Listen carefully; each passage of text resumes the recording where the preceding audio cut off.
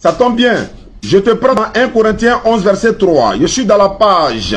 Je veux cependant que vous sachiez que Christ est le chef de tout homme. L'homme est le chef de la femme et que Dieu est le chef de Christ. Est-ce que c'est exact? Oui.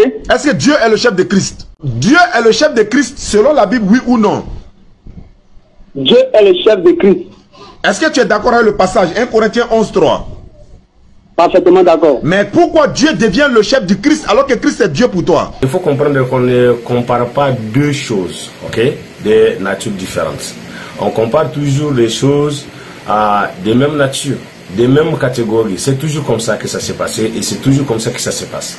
Donc, c'est normal qu'on dise que Christ est le chef de tout homme. Pourquoi?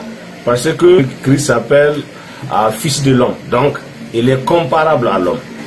Et il appelle Dieu mon Père. Ça veut dire en cela, il est comparable à Dieu. Parce qu'en appelant Dieu son Père, il est simplement en train de dire que je suis Dieu aussi.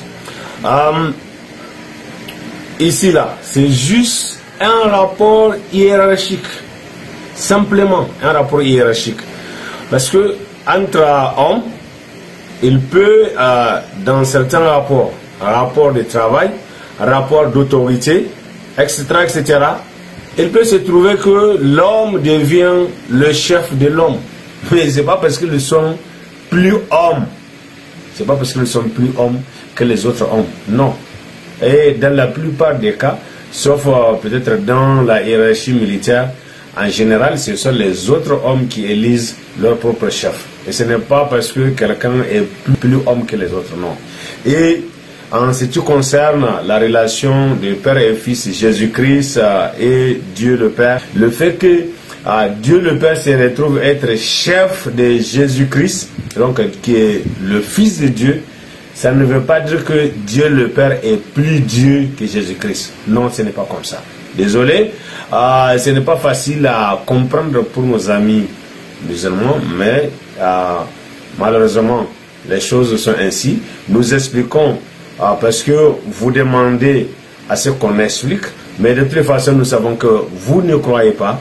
Nous savons en plus que vous ne comprenez pas, et même si vous comprenez, vous allez refuser de comprendre.